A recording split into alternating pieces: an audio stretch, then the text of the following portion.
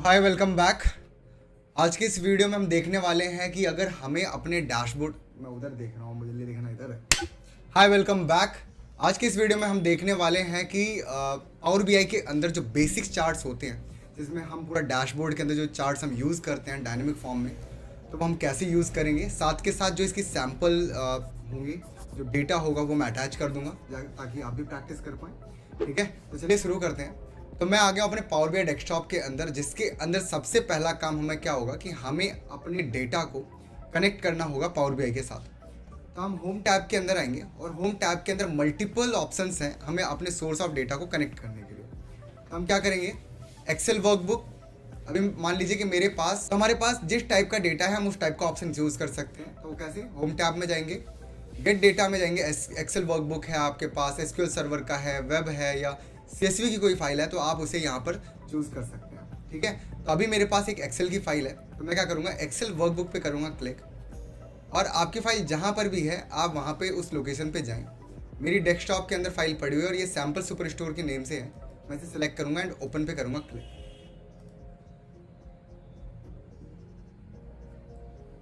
और ये थोड़ा सा टाइम लेती है, तो ये डिपेंड करता है कि आपके डेस्कटॉप या आपके लैपटॉप की कॉन्फ़िगरेशन कैसी है, तो उसके हिसाब से ये थोड़ा सा टाइम लेगा। और वन टाइम अगर एक बार ये चल गया फिर स्मूथली बहुत इजीली ये रन होता रहता है। नाउ आप power BI sample super store जो डेटा सेट था उसके अंदर 3 शीट्स थी हमारे पास, जिसमें पहली शीट का नाम था ऑर्डर्स। ठीक है, जिसमें ये आपका प्रीव्यू दिख रहा है यहाँ पे। एंड पेपर्स पे क्लिक करूँगा तो पेपर्स करेगा, और रिटर्न्स पे क्लिक करूँगा तो रिटर्न्स का डेटा है। तो मुझे चाहिए ऑर्डर्स वाली टेबल, तो मैं ऑर्डर्स टेबल पे करूँगा क्लिक और इसे यहाँ पर इसे चेक कर दूँगा। फिर हमें यहाँ पे 3 ऑप्शंस दिखाई देते हैं, load, transform data and cancel. Load का मतलब है कि जब हमारे पास जो हमारे पास एक्सेल का डेटा है वो पावर बीआई के साथ कनेक्ट करना है डायरेक्ट, बिना किसी चेंजेस के साथ। ठीक है, तो हम लोड पे क्लिक करेंगे। अगर हम चाहते हैं कि हमारे पास जो भी एक्सेल का डेटा है उसको मैं पहले चेंज करूँ, कुछ उसमें चेंजेस करने हैं, फिर मैं उसे पावर बीआई के साथ कनेक्ट करूँ, लोड करूँ, तो मैं ट्रांसफॉर्म डेटा पे जाऊँगा। और अगर मुझे इसे कैंसिल करना हो तो मैं डायरेक्ट कैंसिल पर क्लिक कर दूँगा, ताकि मुझे कोई डेटा कोई भी अपलोड नहीं करना है। तो अभी मुझे कोई भी चेंजेस नहीं करें, बिल्कुल सिंपल लोड पे मैं करूँगा क्लिक, और लोड पे क्लिक करते ही ये डेटा, एक्सेल का डेटा हमारे पावर बीआई से कनेक्ट होना शुरू हो जाएगा। ध्यान रहे, ये डेटा इंसर्ट नहीं होता है, ये डेटा कनेक्ट होता है। मीन्स अगर आप एक्सेल के डेटा में कोई भी चेंजेस करेंगे तो आपके पावर बीआई के अंदर भी वो चेंजेस हो रहे होंगे। क्लियर है? तो डेटा हमारा कनेक्ट हो चुका है। इसका सबूत अगर हम देखें तो ये राइट साइड पे आपको ऑर्डर शीट दिख रही होगी। अगर इस एरो पे मैं क्लिक करूँ तो यहाँ पर एक्सपांड पूरा हो जाएगा और जितने भी फील्ड्स थे हमारे डेटा के अंदर वो यहाँ पे दिख जाएंगे। और साथ के साथ मैं आपको दिखाऊं कि यहाँ पर अगर आपको पूरा डेटा डिटेल में देखना है तो हमारे पास यहाँ पर मिड में जो ऑप्शन है यहाँ पर, जिसका नाम है टेबल व्यू, इस पर करेंगे क्लिक और ये हमारे पास पूरा का पूरा टेबल व्यू आ जाएगा। ठीक है, जो भी हमारे पास अराउंड 10,000 डेटा है, 10,000 डेटा आपको कुछ इस तरह से दिखेगा। ठीक है, तो हमारे पावर बीआई के अंदर, पावर बीआई डेस्कटॉप के अंदर 3 टाइप के मोड्स होते हैं। सबसे पहला मोड होता है हमारा रिपोर्ट व्यू, जिसके अंदर हम चार्ट्स, ग्राफ्स और एक तरह से हम कहें डैशबोर्ड में हम रिपोर्ट बना रहे होते हैं, डैशबोर्ड बनाते हैं, रिपोर्ट बनाते हैं, ग्राफिकल फॉर्मेट में हम रिप्रेजेंट करते हैं अपने डेटा को। ठीक है, फिर हमारा दूसरा है टेबल व्यू, जिसमें हम अपने डेटा को डिटेल्ड में दिखाते हैं। फिर हमारा थर्ड है मॉडल व्यू, जिसमें हमारे पास अगर मल्टीपल डेटा सोर्सेज हैं और उनके बीच में कनेक्शन बिल्ड करना है तो मैं मॉडल व्यू के अंदर आऊँगा।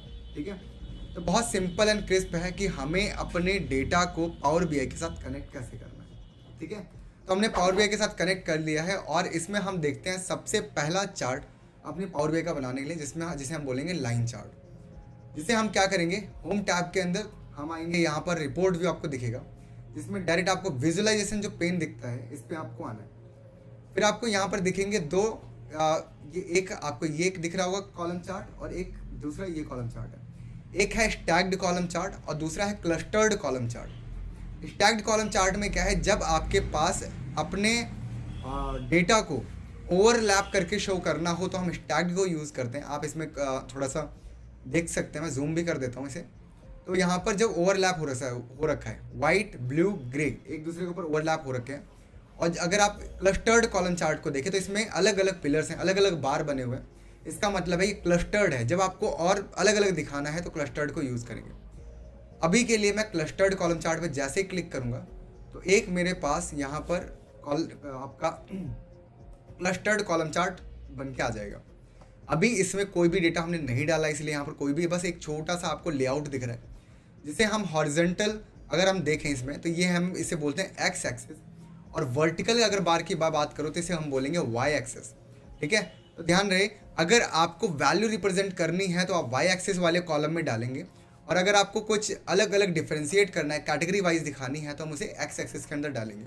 तो यहाँ पर आपको इस चार्ट कॉलम चार्ट के हमारे ग्राफ्स दिखते हैं, जिसमें हमारे पास x axis, y axis and legends और स्मॉल मल्टीपल्स, टूल टिप्स हमारे पास ऑप्शंस दिए गए हैं। ठीक है, तो मैं अपने ऑर्डर्स को करूँगा एक्सपांड, और यहाँ पर इस डेटा के अंदर हम क्या करने वाले हैं, इसके अंदर मैं सब कैटेगरी के अंदर उसका कितना क्वांटिटी सेल हुआ है मैं ये देखना चाहता हूँ।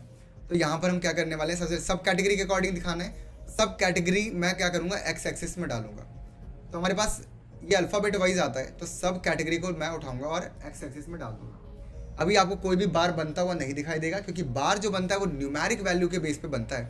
तो यहाँ पर न्यूमेरिक कैसे किस में जाएगा, वाई एक्सिस में, बिकॉज वाई एक्सिस मतलब आपका एक तरह से हाइट डिसाइड करेगा। तो यहाँ पर क्वांटिटी वाली फील्ड को लेंगे और इसे वाई एक्सिस में डाल देंगे। तो हम यहाँ पर क्वांटिटी को लेंगे और वाई एक्सिस में डाल देंगे। तो यहाँ पर आप देखें, बाइंडर्स, पेपर्स, फर्निशिंग, फोन्स और इस तरह से सभी का यहाँ पर आपको वैल्यू दिखने लगा होगा। और आई थिंक आपको यहाँ पर जो वैल्यूज़ है एक्स एक्सिस और वाई एक्सिस, ये बहुत छोटी छोटी है, शायद ही दिख रही हो। तो तो एक काम करता हूँ मैं आपके लिए, इसमें इसका साइज़ में इंक्रीज़ कर देता हूँ। तो आपको जो भी आपने चार्ट बनाया है उसमें कोई भी फॉर्मेटिंग करनी हो तो आप फॉर्मेट टैब के अंदर आएंगे, और फॉर्मेट टैब के अंदर आने के बाद आपको एक्स एक्सिस का फॉर्मेटिंग करना है या वाई एक्सिस के साथ, मतलब आपको हॉरिजॉन्टली इसके साथ कोई फॉर्मेटिंग करनी है, वाई एक्सिस वाले जो आपका एक तरह से लेबल्स दिख रहे हैं इसके साथ कोई फॉर्मेटिंग करनी है। तो एक्स एक्सिस के साथ फॉर्मेटिंग करनी है, देन एक्स एक्सिस पर करूँगा एक्सपांड, और यहाँ पर इसका साइज़ मैं कर देता हूँ 15। तो यहाँ पर आप देखिए इसका साइज़ इंक्रीज़ हो चुका है, एंड बोल्ड पे क्लिक करूँगा तो ये बोल्ड हो जाएगा। ठीक है, और इसे फिर से मैं कोलैप्स कर देता हूँ। अगेन वाई एक्सिस के साथ फॉर्मेटिंग करनी, वाई एक्सिस पे आऊँगा, उसके वैल्यूज़ को हम करेंगे एक्सपांड, और एक्सपांड करने के बाद मैं इसमें भी कर दूंगा इसे 15, और 15 करने के बाद इसके वाई एक्सिस की वैल्यू भी एक्सपांड हो जाएगी। ठीक है, तो आई होप आपको यहाँ पर ये चीज़ें समझ में आ रही होंगी। एंड अगर मुझे इसका जो चार्ट का टाइटल है इसका भी साइज़ इंक्रीज़ करना हो तो हम जनरल में आएंगे, और जनरल में आने के बाद मैं आऊँगा टाइटल्स में, और यहाँ पर इसका साइज़ मैं कर देता हूँ 20, और 20 इसका साइज़ हो जाएगा, एंड इसे कर देंगे हम बोल्ड, और हमने यहाँ पर कर दिया। इसको अगर सेंटर में अगर आपको करना है तो आप यहाँ पर हॉरिजॉन्टल अलाइनमेंट के अंदर सेंटर अलाइनमेंट ले लेंगे, और बैकग्राउंड कलर मैं यहाँ पर इसको कोई कलर दे देता हूँ, यहाँ पर हमारा बैकग्राउंड कलर हो गया। सो आई होप आपको यहाँ पर डेटा को कनेक्ट कैसे करते हैं, साथ के साथ यहाँ पर हम एक column chart, clustered column chart जो कि एक बेसिक चार्ट है, कैसे बनाते हैं, आई होप आपको समझ में आया होगा। अगर साथ इसी तरह से अगर हमें बार चार्ट बनाना है, लाइन चार्ट बनाना है, पाई चार्ट बनाना है, तो वो कैसे बनाएंगे, तो मिलते हैं हम इसके नेक्स्ट वीडियो में। तब तक के लिए take care, bye bye, keep learning and keep growing.